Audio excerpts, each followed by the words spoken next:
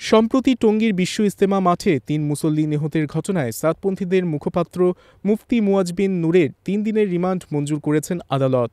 রবিবার দুপুরে রিমান্ড শুনানির পর গাজীপুর মেট্রোপলিটন ম্যাজিস্ট্রেট আদালতের বিচারক অতিরিক্ত চিফ ম্যাজিস্ট্রেট আলমগীর আল মামুন ওই আদেশ দেন। মহানগর আদালত পরিদর্শক মোহাম্মদ আহসান উল্লাহ এ তথ্য জানান। আদালত সূত্রে জানা যায়, গত বৃহস্পতিবার রাতে টঙ্গী পশ্চিম থানার পুলিশ মুয়াজ নূরকে ঢাকার খিলক্ষেতের বাসা থেকে গ্রেপ্তার করে। জিজ্ঞাসাবাদের জন্য ৭ দিনের রিমান্ড চেয়ে পরদিন শুক্রবার তাকে গাজীপুর মহানগর আদালত ৩-এ পাঠায় পুলিশ। বিচারক রবিবার রিমান্ড শুনানির দিন ধার্য করে নূরকে আদালতে পাঠানোর নির্দেশ দেন। পরে আজ রিমান্ডের উপর শুনানি হয়।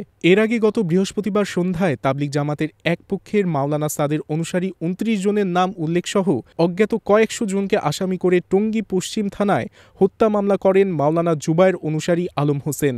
এর আগে গত ১৮ই ডিসেম্বর তুরাগ তীরে ইজতেমা মাঠের দখল নিয়ে সংঘর্ষে জড়ায় জুবায়ের ও সাদপন্থীরা। এতে ৩ জন নিহত হয়েছেন, আহত হয়েছেন শতাধিক। সংঘাতের পর ইজতেমা ময়দানসহ আশেপাশে ৩ কিলোমিটার এলাকা জুড়ে সব ধরনের সভা সমাবেশ, অবস্থান, মিছিল ও শোভাযাত্রা নিষিদ্ধ করে পুলিশ। অনাকাঙ্ক্ষিত পরিস্থিতি এড়াতে সেখানে মোতায়েন করা হয় আইনশৃঙ্খলা বাহিনী।